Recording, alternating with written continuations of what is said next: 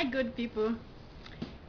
This is my passion 5, and today I'm not here for a hair. How will I put it? This is not a hair video, or this is not about doing hair.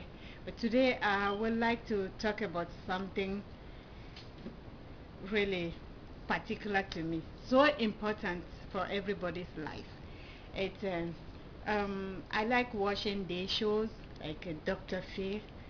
Um, uh, is it Mr. Anderson? Anderson Cooper, 360. He has, um, I don't know if he's a journalist, and I really got to know him during the earthquake in, um, oh, why am I forgetting this? Haiti, yes. Yeah, he did a wonderful job. Since that time, I just felt like I have to follow this guy every time he's on the show or he's giving a report. Then he came up with um, a daytime show. We're not here today to talk about um, Anderson Cooper, Mr. Anderson Cooper, but about Dr. Phil. I like Dr. Phil's show. I love watching them, and I'm one of his fans that doesn't talk too much. Uh, and today I would like to mention some points that I've noticed in his shows. It seems like I know this is going to be like people will hate me for saying this, but I just need to say it. Give me a second, please. See, I watched Dr. Phil's show yesterday, May 24th, about a father who is abusive to his children. I love everything they said. I love everything. I have compassion to the children for what they went through or they have been going through. I respect Dr. Phil. Uh, I love your show. I I like all of them. It's just that sometimes I just feel a little bit like there's more of a partiality in some of the shows, and you bring really good points, and people come with their problems and they need help. They want the problem to be solved. You always provide help, but on the show, I don't know what happens at the back though when they go for their help, but at some point during the show, something comes up that doesn't really help people who are watching. It's this partiality that partiality, I would say, that I've been saying. And I'm giving the example of yesterday, May 24th, 2012 show about the children, the abused children and their abused father. Everything was you said was good, good. You gave the father what he deserved to hear, and you told him, sorry, everything. The mother on her side, the children, there was a little bit something missing. Although you told them that they are good, they're better, they can do better, they're more than what the father, especially the boy that the father didn't like, maybe didn't like. Yeah, I believe that you did not mention to the boy that in life he has some obligations too. Like I hear people when it comes to dealing with children and the education or raising children and fathers, parents, it's more like parents are the ones causing trouble. It doesn't come out most of the time like children have any responsibility to do with. In this case, I will take just one example of this case where the child said that he was supposed to be in bed and he was playing on his iPad. Then the father caught him and asked him to go to bed. At that point, there is a problem. Like we all come from a certain families. Not only families, we have cultures, uh, culture, tradition. And in the single families, we have laws and rules.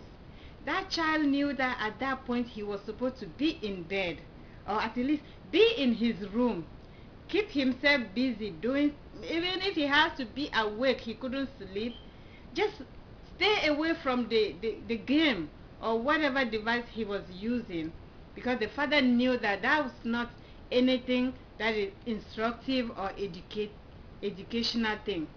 It's a play. And everybody will tell me today, we agree with me, sorry, that the games the children are playing today, we don't really know if they are really helping them in life. They spend so much time either watching TV or being on the computer playing games and all sorts of things, and they're lacking to offer a lot to their family, like to offer to their family or to their community, or even to themselves.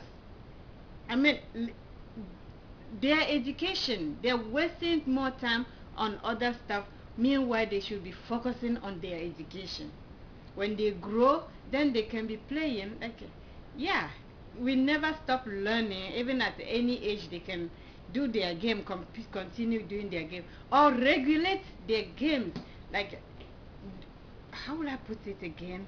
I'm sorry if I'm coming back like that. It's so touching to know that my problem is the future generation, the future. When I see the children, I have children, I have teenagers, I see how they're studying, how careful they are, how hard they're working, or how less they're working. It worries me for the future leaders that they are. So to this child, I was thinking that it would have been good to tell him that you have rights and you have obligations. I grew up learning that I have obligations and I have rights. My parents had to take care of me, to feed me, to have a roof on my head, and then I had to do something to deserve all that. And then my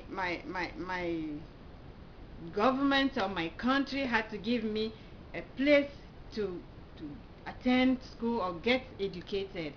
Yeah, so to my country, to the world in general, I had some obligations, do something and then deserve something. This father, in Dr. Phil's case, he's already a dead man. Sorry to say this. And yesterday you posted him there as that's all bad. But I'm very sure that father has been paying his child support and he has been doing all those things.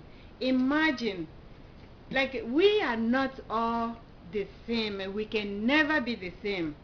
You can tolerate some stuff. Somebody, what you would tolerate, somebody else will not be able to tolerate. And this is human beings' nature.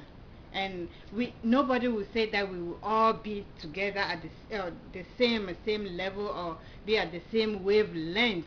There'll always be a difference between human beings, which is the nature of a human being.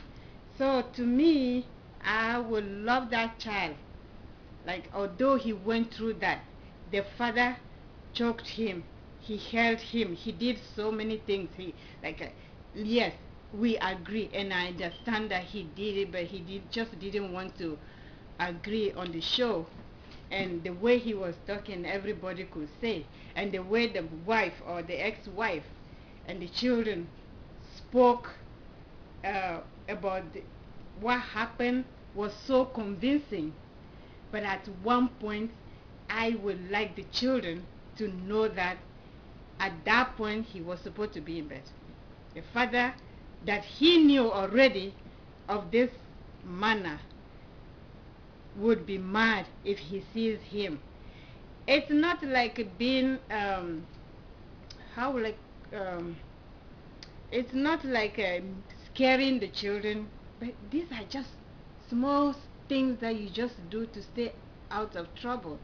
Because if he is not corrected today, if he is not like taught to know that he had the obligation not to be playing his game or to be on his iPad at that time, he's going to do it again. at another age. He will, because he was not told that he had some obligations. Yeah, I know this video will come up, and so many people will hate it, and they will think that I'm an abusive mother. No, unless no parents, no father, no mother wants to see their children in trouble. No father, no parents really, really in the sense of parenting with a good mind, like somebody who is good, like a healthy in his mind, will not want to hurt his child. But unless the person is sick in the head to hit a child and wish him bad, nobody. And I wish this family all the best, but I wish them all the best. The children are so handsome. It's a beautiful family when I see them, but the inside, each and everyone has an obligation and a right. So that's all for today, and thank you for watching. Please comment. This is just my humble point of view, and we are not here to insult anybody or to abuse anybody again. We're just learning. If what I said is not what you think, just let me know your humble point of view, and then I will continue learning. Thank you, and have a blessed day. Bye.